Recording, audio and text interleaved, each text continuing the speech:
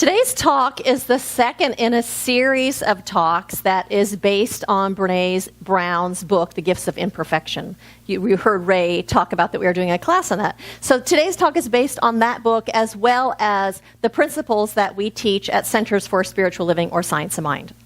And so last week, we talked about how as human beings, we have this need to belong, that we have a need to be seen and to be heard and to be known, and that the prerequisite to being seen and known and really belonging is really self-acceptance.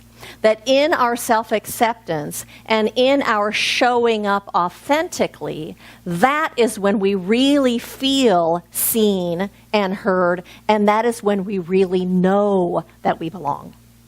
And so today I am talking about another one of our human needs. And one more of those human needs is that we have the need to know that we are lovable. We have a need to know that we are worthy and that we are worthy of being loved. And what happens is only when we know that we are lovable and we know that we are worthy, when we're anchored in that knowingness, then what happens is when we are out in the world and our buttons get pushed, or when we fail at something, or when we do something wrong, we can still know that even in the midst of that, we are still lovable and still worthy.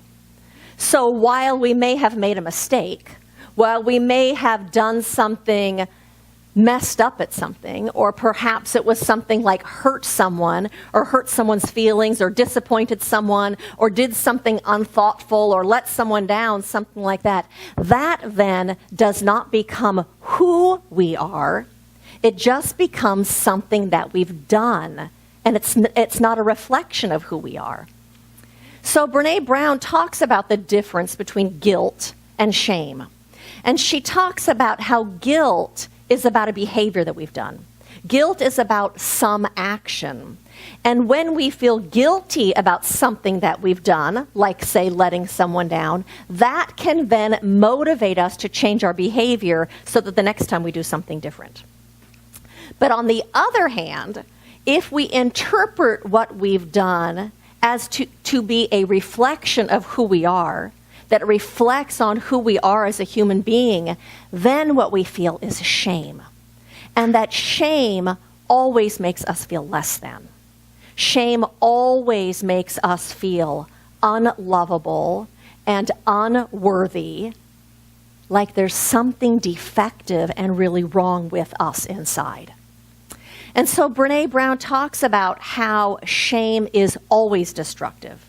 Because in shame, what happens is we lose the part of ourselves that knows that we can do better and that we can do differently, because we get sucked down into this emotional spiral where we can't pull ourselves up and out of it.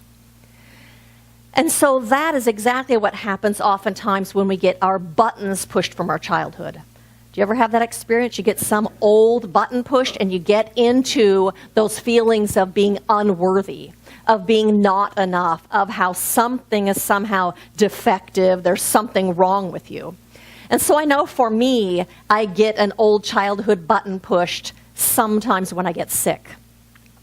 Because I was raised in a family where it was drilled into me how important it is to always be productive, how important it is to always be contributing. And when I get sick, I'm not contributing and I'm not being productive. And what happens then is I get really weepy and I get really apologetic. I'm so sorry that I'm sick.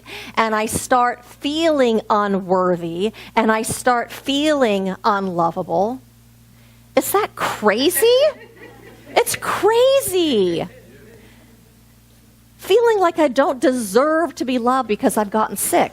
Here's the thing. Every single time we have feelings of not being enough, every single time we have feelings of being unworthy or being unlovable, it stems from our self-judgment. It stems from us thinking that somehow we have to be perfect. It's based on that belief that we must be perfect. And do you remember last week we talked about, as human beings, we will never be perfect. As spiritual beings, we are absolutely perfect. As spiritual beings, there is nothing missing, there is nothing lacking. So as human beings, we are perfect in our imperfection because that's part of being a human being. And so what happens then is when we're feeling like we are not enough, when we're feeling unworthy and unlovable, it comes out of a mistaken identity.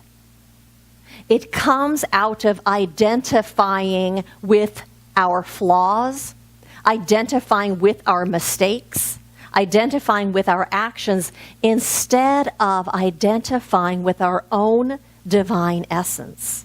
Instead of identifying with our wholeness and our beauty and our goodness that is the divine expressing itself in us and as us.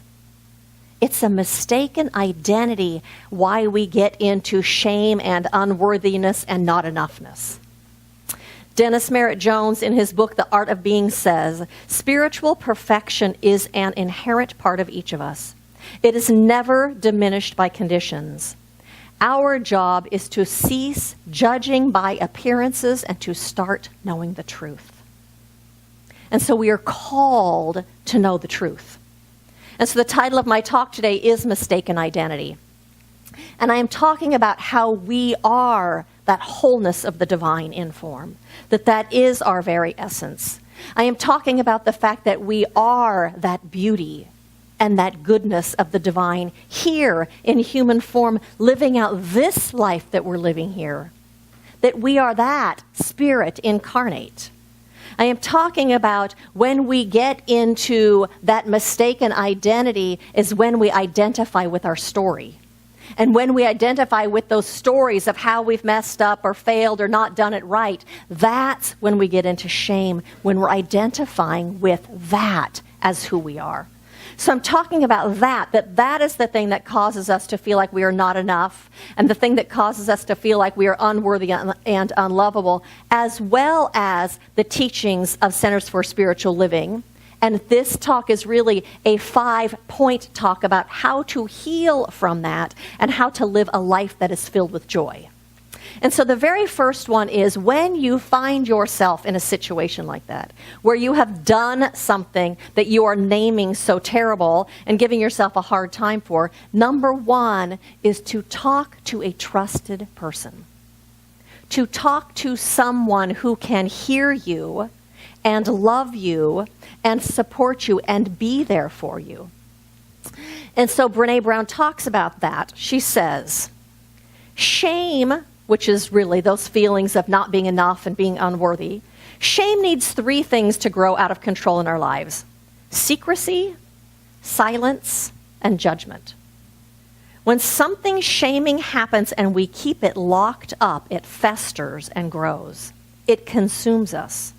We need to share our experience. Shame loses its power when it's spoken.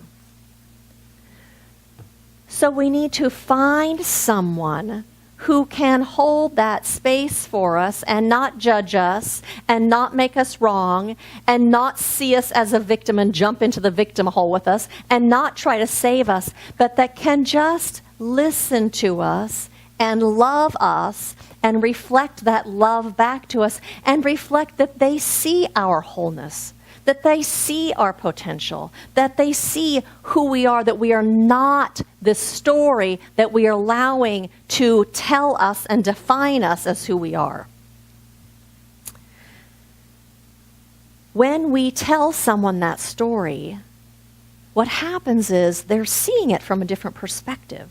They're not seeing it as our identity. They're seeing us outside of it. That is exactly why confession has been practiced throughout eons of time. And that is why part of the 12-step programs is taking a personal inventory and admitting to yourself and to God and to another human being your wrongs.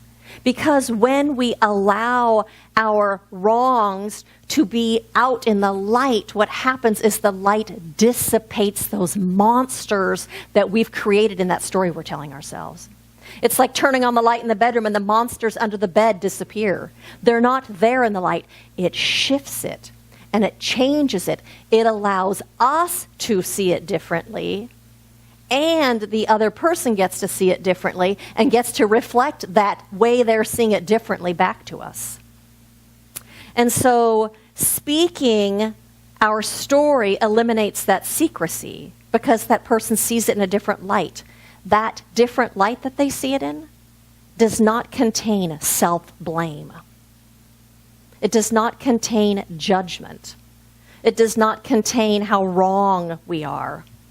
And oftentimes when we share our story of whatever it is that has happened, the way the person sees it is much more rational than the way that we are seeing it.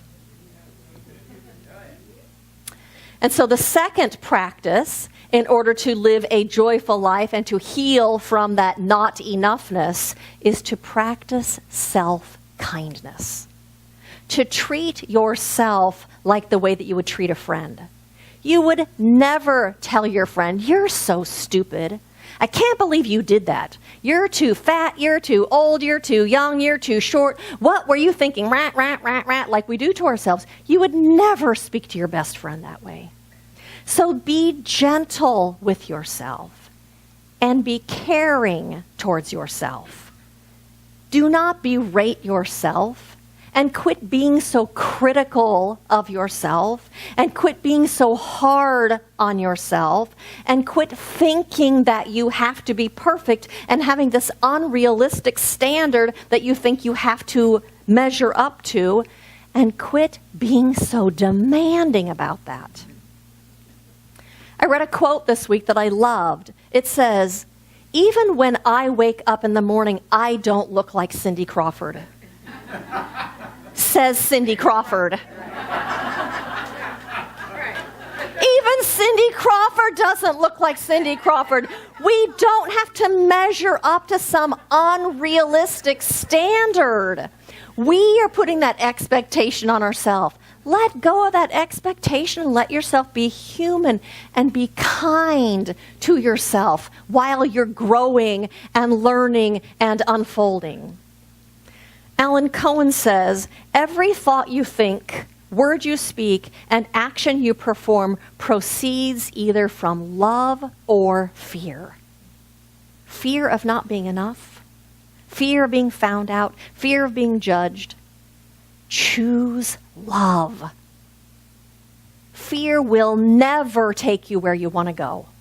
Fear and guilt just suck you down into the hole. Fear diminishes us and makes us hold tight and makes us act small. On the other hand, love expands us and allows us to grow and to unfold and to try again and to bring something better forward. Love is expansive. Fear is contracting. Choose love." The third one is to recognize our shared humanity. That means that every single one of us has times when we fail. Every single one of us has times when we disappoint someone or don't do it right or whatever it is. And every single one of us has times when we feel like we're not enough, when we feel like we don't measure up, when we feel like there's something wrong with us. That is part of our shared humanity. We all have that. And we're all growing and we're all learning if we are open to that. I actually read about a study this week that there was a survey done with top CEO that make movies, the CEOs of the movie industry, the very top ones. And one of the questions that they were asked is, what are you most afraid of? And the common theme throughout every single one of them was a fear that I will be found out, that I don't know what I'm doing. And they've made millions of dollars. So we all have that little insecurity and that part of us that thinks we don't measure up. The fourth practice to step out of and move beyond that not enoughness is to practice mindfulness. That means simply to be aware of the story you're telling yourself and when you're telling a story. To be aware of what you're thinking instead of being in it, to be able to observe it and go, oh, here I go again with that story from my childhood about if I get sick, I'm not enough and there's something wrong with me. To be aware when you're even doing that. I called somebody on the phone this week and it went directly to voicemail, and the message says, "Hi, I'm probably home. I'm just avoiding someone I don't like. Leave me a message, and if I don't call back, it's you."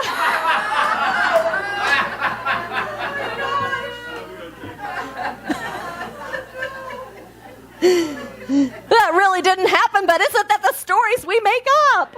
Somebody doesn't call us back, and we make up this big old story. Oh my God, I must have done something wrong. They must be mad at me. Rah, rah, rah. Mindfulness is the thing that enables you to recognize that you're telling a story, that you're making something up. So catch yourself. Catch yourself as soon as you start that story about how terrible you are, how unworthy or unlovable, or whatever the story is that you get going. And ask yourself, is this the truth, or am I making this up? What I'm telling myself. And the very last tool, number 5, is to meditate. To meditate regularly. To meditate when you find yourself caught up in that story, and to meditate even when you're not caught up in the story. But when you're caught up in that story and in those feelings of inadequacy, to sit down and meditate, because what that does is it allows you to disidentify with the story, to disidentify with your feelings, to disidentify with that particular thing that is going on, and instead it allows you to identify with spirit, to identify with your own spiritual essence and your own innate wholeness and your own enoughness and your own beauty and your own good, and allows you to touch that and to sit in that, so how big that story is can diminish and become smaller. Ernest Holmes, the founder of this philosophy, says there is something within you beyond all doubt and fear, something which has never been limited by your acts or destroyed by your feeling. This is the only something that can make you whole. Identifying with that, we discover the truth of our own wholeness. So we identify with that I am presence within us. And so I invite you right now to join me in a meditation where I will lead you through, hopefully allowing you to experience that presence within you. And so I invite you just to become still.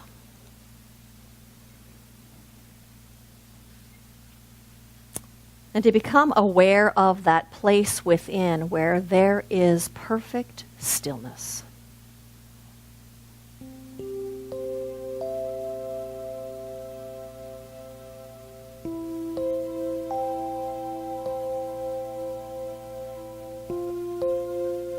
Here within lies the part of you that is beyond personality, beyond ego, beyond receiving its identity from the outside world.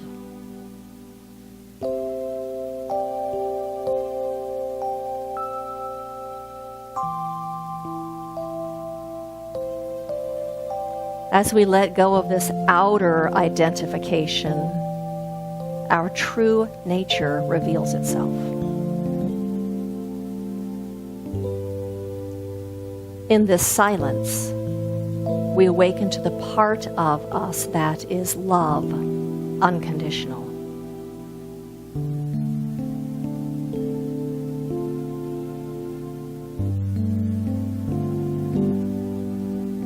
The part of us that is peace, without any attachment to circumstances.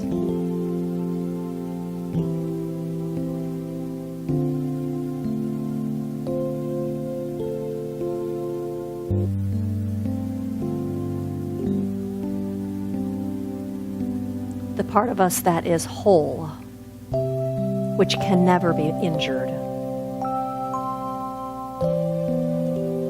For this part of us is the divine Spirit, God, the I Am presence.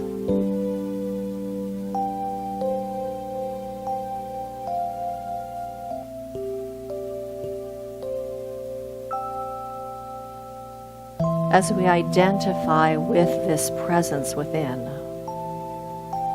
this presence of the divine, all seeming injury falls away.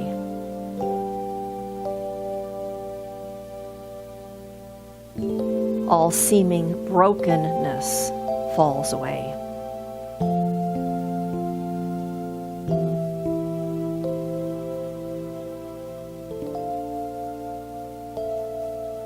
In this oneness, there is no judgment, only love, peace, only wholeness.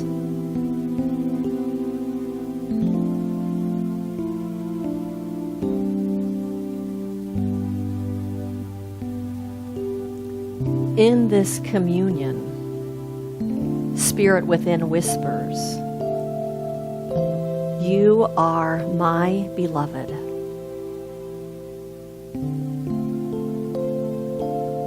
I am in you.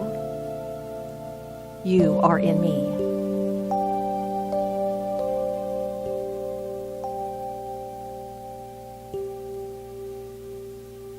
I can never leave you, for we are one.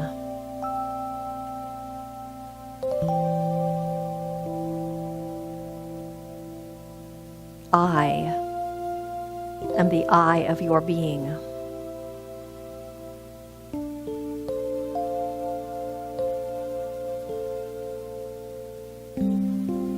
I am the love in your heart.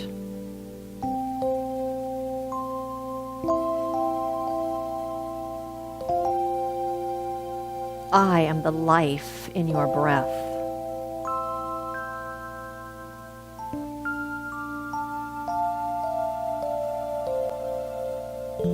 I am the all in all.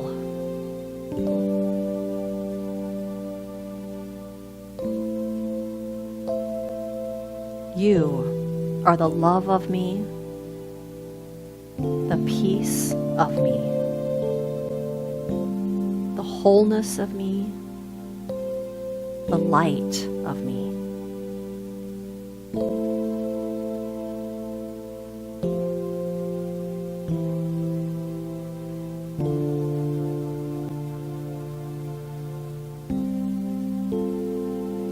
Your essential nature is goodness itself, love unconditional.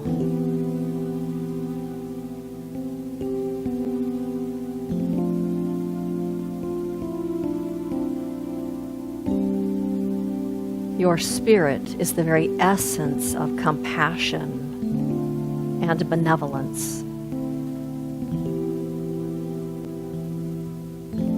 acceptance, and kind-heartedness.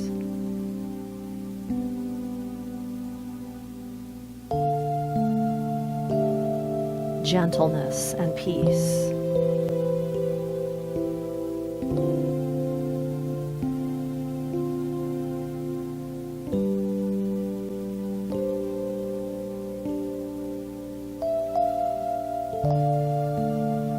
You are these things, for you are of me.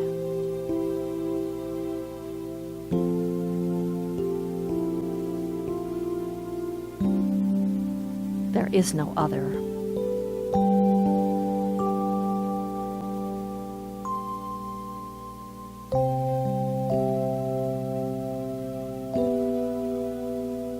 There is only one.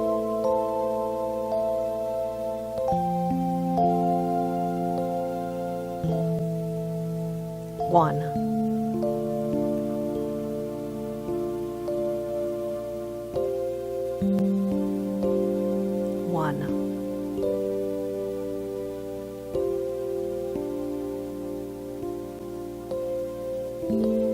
And so we rest in this oneness for a moment.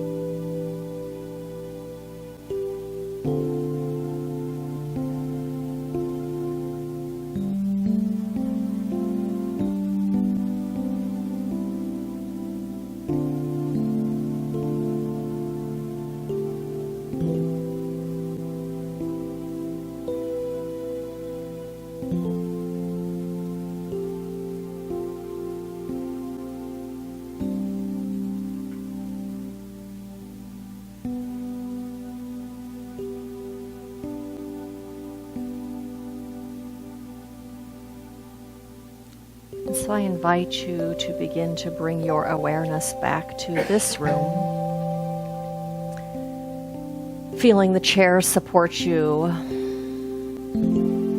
Feeling your feet on the ground and the air on your skin. Becoming aware of those who are around you in the room. And when you're ready to open your eyes.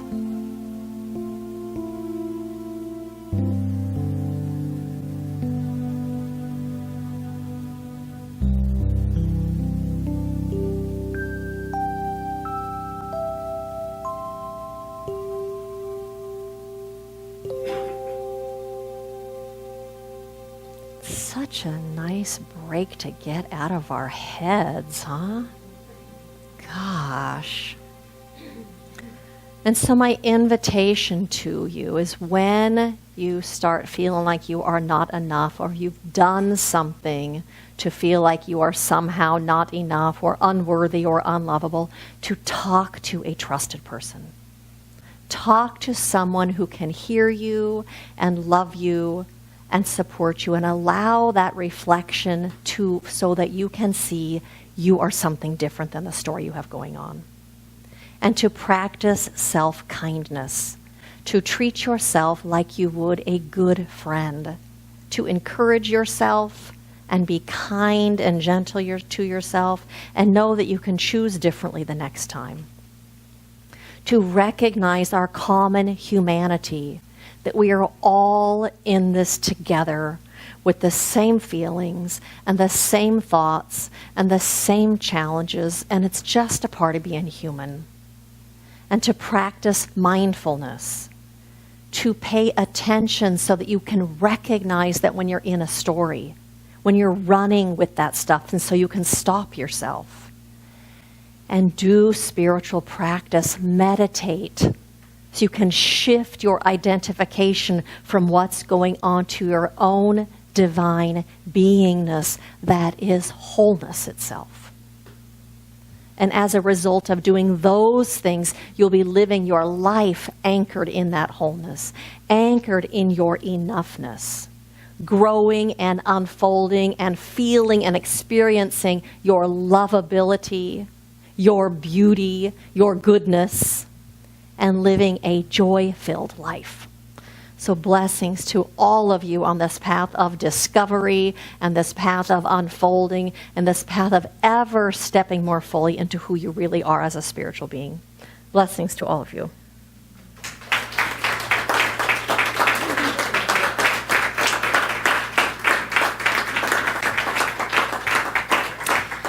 And so I invite you to join me in an affirmative prayer right now. And so how good it is just to pause from the busyness of our lives, just to pause from the busyness and craziness of our heads, and to turn to that infinite presence that is always closer than my very breathing, that infinite presence that fills this room, that fills this city, that fills my home, that fills all of our homes, that fills this entire universe, that presence that is always present. Before time began was this I am presence. And today I recognize that it is that I am presence, that presence of beauty and of love and of goodness and of wholeness and of infinite potential that is expressing itself everywhere, in and through and around and as everything in this entire universe. Not just is it expressing there, but it's expressing as. Therefore, everything is an individuation, an out-picturing of this divine presence. And as I see that all around me, it is so easy to see it within me, that we are each incarnations of this Most High God, incarnations of beauty itself, incarnations of wholeness itself, incarnations of love and of goodness and of all that this divine presence is, we contain within ourselves because we are made out of that fabric and are of the same essence as that one. And so today I know that that presence fills our lives, and it fills our homes, and it fills our relationships. It fills our minds, and it fills our words, and it fills our hearts, so that yes, indeed, we are acting as a beneficial presence in this world. Everywhere we go, we bring the love and the peace and the good with us and share it. And the reason that we can do that is because we stand in our own wholeness. Here we are, whole and perfect and complete and designed exactly as we need to be to live this perfect life, expressing our own unique gifts and talents and beauty here. And so recognizing that we are always this wholeness of God, I recognize and know that we are always enough and that we are always lovable. And that in our knowingness that is reflected back to us all over the place. How good it is to know this.